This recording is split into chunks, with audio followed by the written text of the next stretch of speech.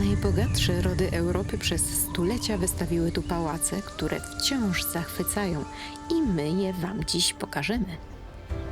Zobaczymy drugą największą renesansową beczkę kontynentu, wioskę przypominającą Hobbiton i podziemia tak głębokie, że łatwo się w nich zgubić.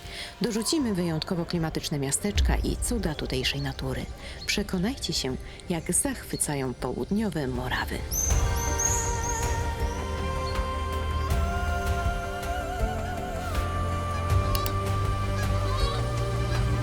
Ależ on jest cudowny, już wiem, co mają na myśli, mówiąc, że to jedna z piękniejszych rezydencji Europy. Choć dziś reprezentuje styl neogotycki, to już w gotyku stała tu pierwsza warownia. Niesamowite jest, że tymi terenami przez 700 lat władali Liechtensteinowie i pracowali nad tą piękną perełką. Oczywiście ona przez wieki wiele razy zmieniała swój kształt. Ostateczną bryłę, którą widzimy dzisiaj, zyskała w połowie XIX wieku. Dzisiaj to prawdziwe centrum turystyczne. Mnóstwo tutaj chętnych zobaczenia tej perełki. Jest kilka tras. My będziemy zwiedzać trasą numer 1, która trwa jakieś 45 minut. To tylko wycinek wnętrz, które to miejsce oferuje. Liechtensteinowie to był, a właściwie nadal jest, jeden z najbogatszych rodów Europy. Choć wywodzą się z Dolnej Austrii, to tutaj również inwestowali swój majątek, wystawiając wspaniałe rezydencje. Lednicka była ich pałacem letnim, co potwierdzają liczne trofea, a wśród nich nawet jednorożec. Rzecz jasna to róg narwala, a właściwie jego poskręcany kieł. W dawnych czasach uchodził za symbol prestiżu i bogactwa. W jednej z sal jest też polski akcent, upamiętnienie na obrazie zjazdu wiedeńskiego, w którym uczestniczył polski król Zygmunt Stary. To najpiękniejsza klatka schodowa w całym pałacu, ale i chyba w Europie. Nie znajdziesz tutaj kawałeczka metalu, jest cała drewniana z motywem winnym. Przepiękna, ale nie tylko ona robi tu wrażenie. Kilka pomieszczeń po kolei jest przecudownych po prostu. A najwspanialszym jest salon turkusowy. Ściany pokryte są jedwabiem w tym kolorze, ale co ciekawe, oryginał wisi nad drzwiami. Jak widać, jego kolor całkowicie wypłowiał. Kiedyś nie malowano kobiet w ciąży, bo podobno przynosiło to pecha, ale ta pani za mną była 23 razy w ciąży, więc po prostu nie było kiedy jej pomalować, kiedy indziej. Ogromne wrażenie robią drewniane stropy, boazerie oraz ozdobne okna. Spacer wśród tych wnętrz sprawia, że zapominasz o czasie i światem poza nimi. Tym bardziej, gdy uprzyjemnia go mini koncert na żywo.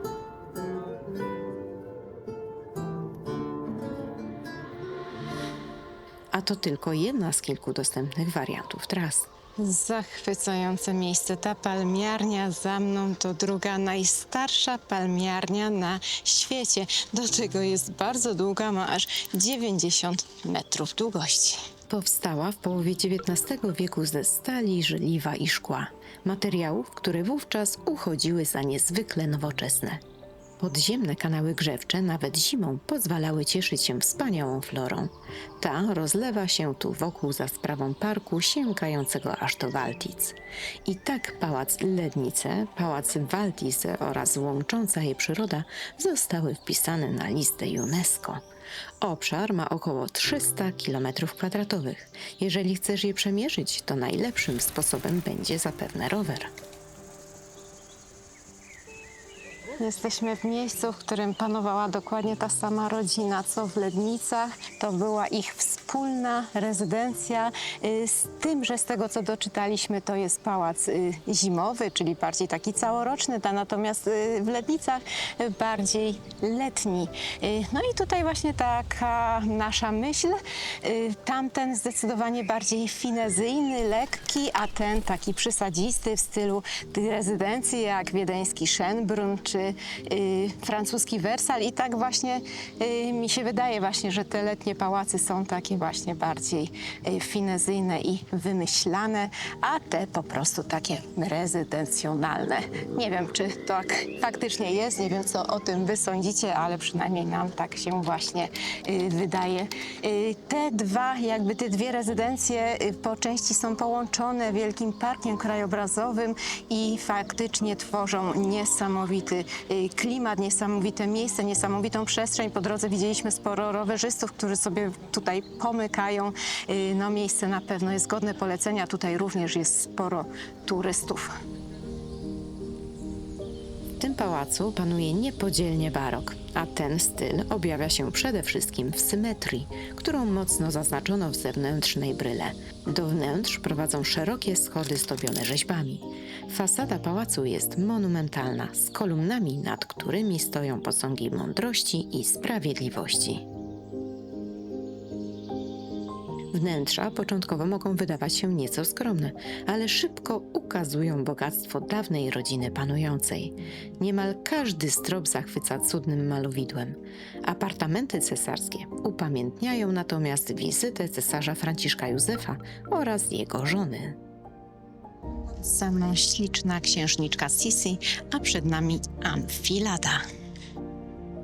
To typowa dla baroku perspektywa widokowa, połączony szereg pomieszczeń jednym długim, w tym przypadku na 80 metrów, korytarzem.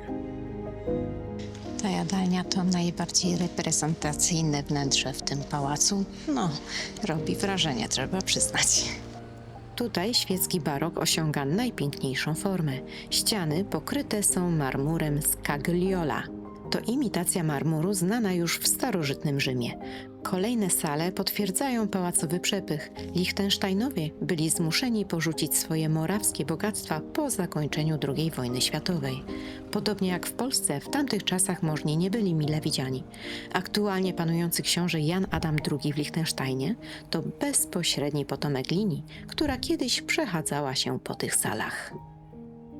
Jesteśmy w oratorium. Kiedyś możni słuchali sobie tutaj wygodnie mszy, a dziś my słuchamy próby. Podobnie jak w Lednickim Pałacu, również i tu dostępnych jest kilka tras turystycznych. Jedna z nich umożliwia wejście do kaplicy.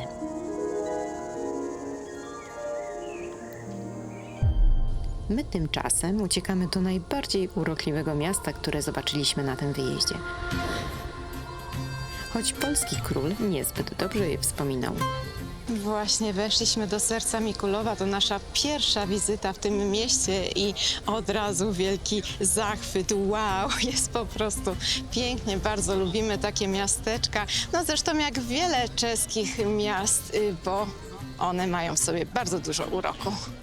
Historyczne centrum jest kameralne i zachwycające. Przy spadzistym rynku stoją kolorowe kamieniczki, a po środku dumnie góruje barokowa kolumna Trójcy Świętej. Czytaliśmy, że Mikulow ma klimat śródziemnomorski. Troszkę nas to rozbawiło, bo jak wiadomo, Czesi dostępu do morza nie mają. No ale jak sobie tutaj tak siedzimy, to jakby bezwiednie pomyślałam właśnie o Włoszech i że to taki faktycznie tutaj trochę klimat wszędzie, wino się pojawia i trafiamy na winne imprezy i po prostu jest taka kultura tego picia, chodzą sobie ludzie z kieliszkami, jest naprawdę przyjemnie, ale wciąż bardzo kulturalnie. Miałam powiedzieć, że my jesteśmy w pracy, więc ja przy lemoniadzie, no ale pan stwierdził, że jednak musi mi dać skosztować tego wina. No także skosztujemy. O winnych tradycjach regionu jeszcze opowiemy Wam nieco później. Tymczasem Stoimy u wrót zamku w Mikulowie. No właśnie, zamek to, czy pałac, czeska nazwa to Zamek Mikulow, a akurat tak się składa, że u nich zamek to tak naprawdę nasz pałac.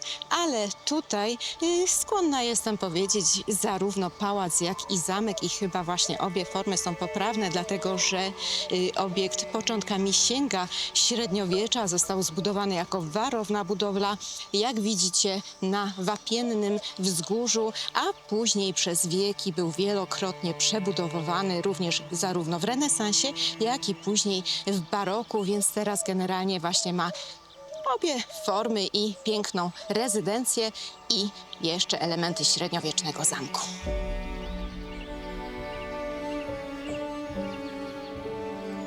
Co ciekawe, miasto i zamek również należały do Liechtensteinów, ale sprzedali oni te dobra w XVI wieku. Od tego czasu dzieje Mikulowa związane były z rodem Dietrichsteinów. To inna, równie bogata rodzina rezydująca tu do końca II wojny światowej. Pałacowe wnętrza są tu skromniejsze, ale przyciąga sztuka i to w najpiękniejszym wydaniu. Patrząc na to marmurowe popiersie kobiety w welonie. Prócz licznych obrazów prezentowane są też liczne stroje z epoki. Zamek ma również polski epizod, a jest nim spotkanie króla Władysława IV Wazy z cesarzem Ferdynandem III. Nie wszystko poszło jednak po myśli naszego króla, bo ponoć nie został przyjęty z szacunkiem godnym majestatu, przez co z urażoną dumą wrócił do kraju.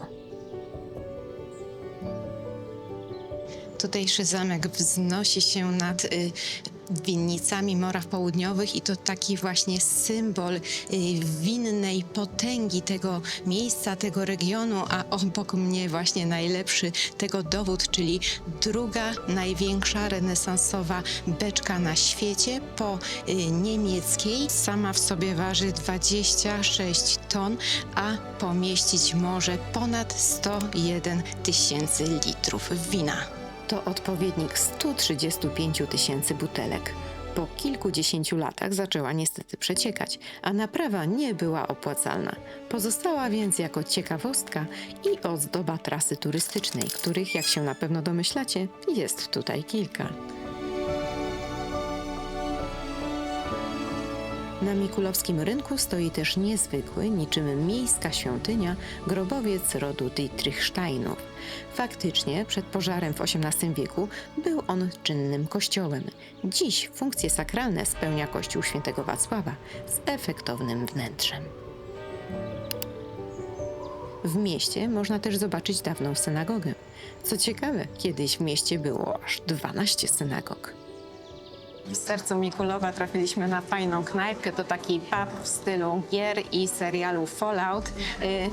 Nie do końca mój temat i klimat, ale Łukaszowi się podoba. No mi się za to podoba żarełko. Niezwykła aura i bardzo smaczne jedzenie typu fast food, które w całych Czechach, więc i na Morawach jest bardzo popularne. Tuż przed zachodem słońca polecamy wspaniały punkt widokowy. Wspinamy się na święte wzgórze w Mikulowie niebieskim szlakiem, żeby zaznać pięknego krajobrazu jurajskiego Palawy, a przy okazji podążamy drogą krzyżową. Co ciekawe, to jedna z najstarszych dróg krzyżowych w Czechach. Powstała już w XVII wieku. I tu właśnie ciekawostka, a mianowicie początkowo składała się tylko z 7 kapliczek, bo taka wówczas panowała tradycja w Europie. Dopiero później przyjęto jakby większą ilość, 14 kaplic i wtedy właśnie je dobudowano w kolejnym stuleciu, w XVIII wieku. Przedstawiają się one ciut inaczej. Postawienie drogi krzyżowej i kaplicy poświęconej świętemu Sebastianowi, która znajduje się na szczycie wzgórza zwanego Swaty Kopeczek, było wyrazem wdzięczności za powstrzymanie epidemii dżumy. Dziś to oczywiście wspaniały punkt widokowy na niknące w blasku zachodzącego słońca miasto.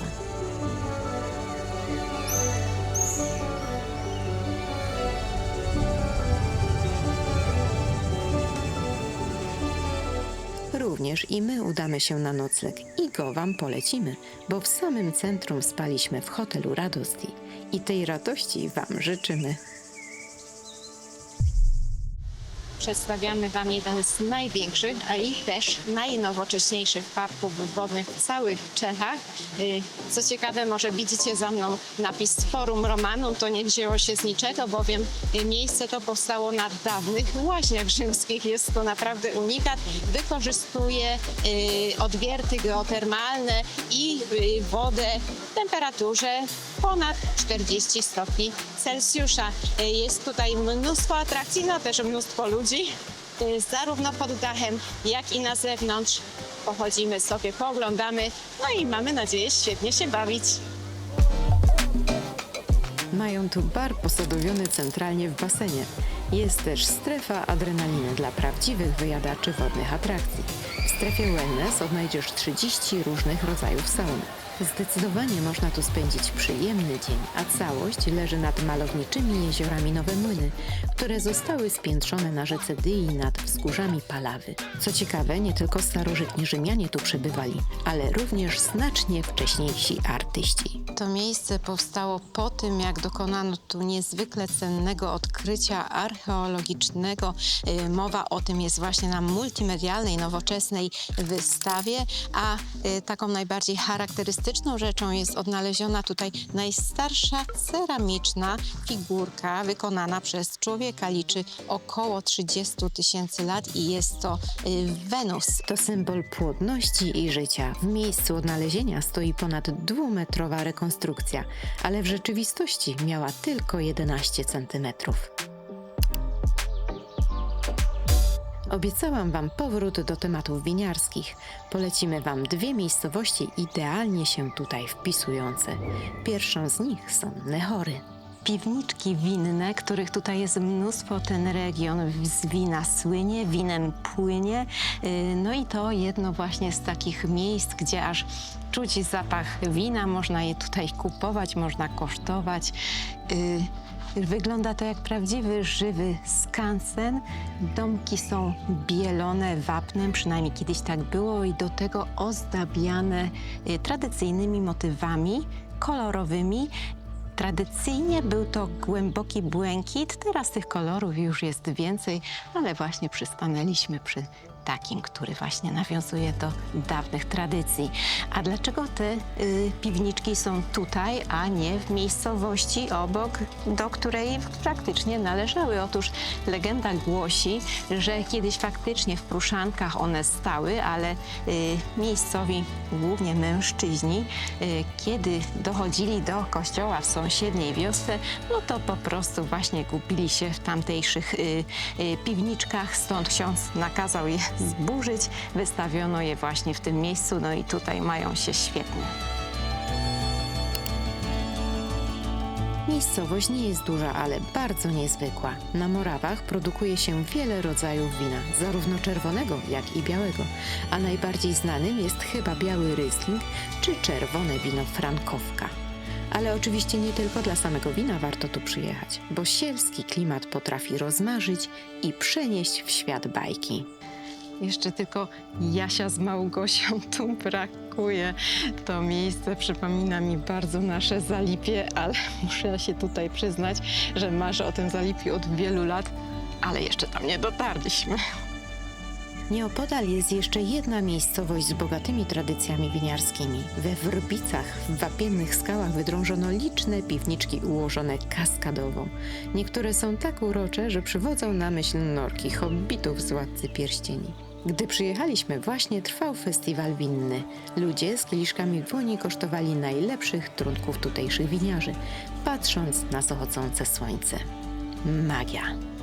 Lepiej jej nie zrywać. Na te tereny winorośle sprowadzili już starożytni Rzymianie, ale dopiero w średniowieczu i w baroku podchodzono do tego bardzo poważnie. Zerwanie takiej kiści albo kilku z nich mogło grozić tym, że została ci ucięta dłoń.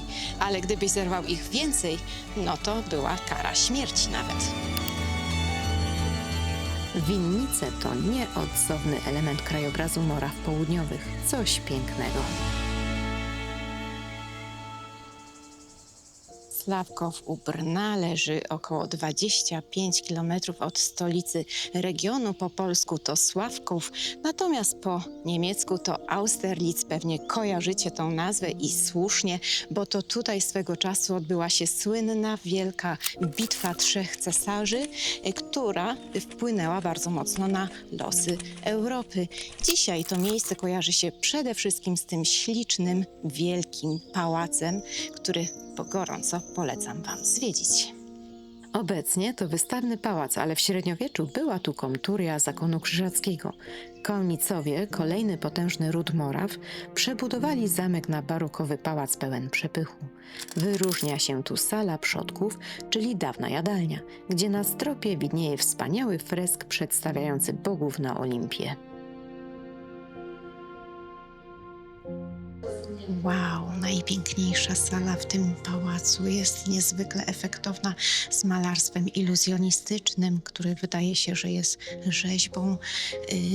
Specjalną cechą tej sali jest wspaniała akustyka, ale ja teraz głośniej mówić nie mogę. No ale działy się tutaj również inne ważne rzeczy, bowiem to tutaj były rozejmowy po tej wielkiej bitwie. Dlatego tę salę nazwano historyczną. Tak w pałacu przebywało 3 cesarzy, austriacki i rosyjski, a po bitwie cesarz Francuzów. Spójrzcie na to efektowne łoże księżnej. Plotka niesie, że w tym łożu po zwycięskiej bitwie spał sam Napoleon, ale historycy ją dementują.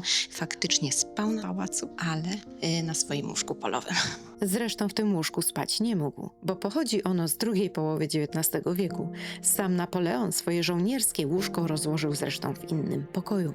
Również i w Sławkowie oferowane są liczne trasy turystyczne, a obok można zwiedzić muzeum poświęcone bitwie 3 cesarzy. Polecamy jeszcze spacer po tutejszych ogrodach z fontannami i licznymi rzeźbami. Jego założenie sięga drugiej połowy XVIII wieku. Na koniec naszej morawskiej podróży zabierzemy Was do miasta, które nie jest zbyt popularne w świadomości Polaków. Znojmo to perełka tego regionu, jedno z najstarszych miast, skrywa też zatem bardzo cenne zabytki z różnych epok sztuki, poczynając od romańskiej i za mną w tej chwili rotunda romańska świętej Katarzyny pochodzi już z XI wieku, a w środku skrywa niezwykle cenne, zacne freski z XII stulecia. Są tak kruche i delikatne, że rotunda jest limitowana, jeśli chodzi o wejścia turystów, także raczej jej nie zobaczymy, tym bardziej, że dzisiaj poniedziałek i ogólnie cały zamek jest niedostępny. Ze wzgórza zamkowego nie wybija się budowla ze strzelistymi wieżami, bo tych tu nie ma, ale niezwykle fotogeniczny kościół świętego Mikołaja. Położony jest on na wyniosłym brzegu rzeki Dyja. Osadnictwo tu kwitło już za czasów państwa wielkomorawskiego, czyli od VIII wieku. Rodowód kościoła to XIV stulecie, choć wewnątrz zachowały się jeszcze starsze zabytki jak chrzcielnica z XIII wieku. Osobliwością jest szklany sarkofag z relikwiami świętego Bonifacego. Obok kościoła jest jeszcze kaplica świętego Wacława. Urzekł nas ten fragment z Znojma. Przywiódł nam na myśl Kutną Chorę oraz tamtejszy kościół świętej Barbary. Zapraszamy na film, jeżeli jesteście zainteresowani. Główne miasto rozwinęło się w nieznacznym oddaleniu od rzeki. Całkiem uroczy jest rynek, a ja wspomnę Wam tutaj o polskim akcencie, bowiem niedaleko urodził się święty Klemens, który, jak się okazuje, jest jednym z patronów Warszawy. Tutaj w tym mieście był czeladnikiem u piekarza i zbierał pieniążki na to, żeby później studiować teologię. Urodził się on w pobliskich Tasowicach. Po wstąpieniu do zakonu i kasacie klasztorów przeniósł się do Warszawy, gdzie założył sierociniec i szkołę oraz pomagał ubogim. My tymczasem wspinamy się na wieżę ratuszową. Dużo tych schodów. Przez stulecia wspinali się tak strażnicy, którzy przez całą dobę obserwowali miasto. Ich zadaniem było również oznajmiać czas.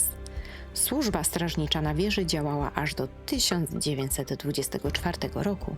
Z punktu widokowego na wysokości przeniesiemy się znacznie niżej. W Znojmie odnajdziecie jeden z największych podziemnych systemów w całej Europie Środkowej. Ciągnie się pod historycznym centrum na długości niemalże 30 kilometrów.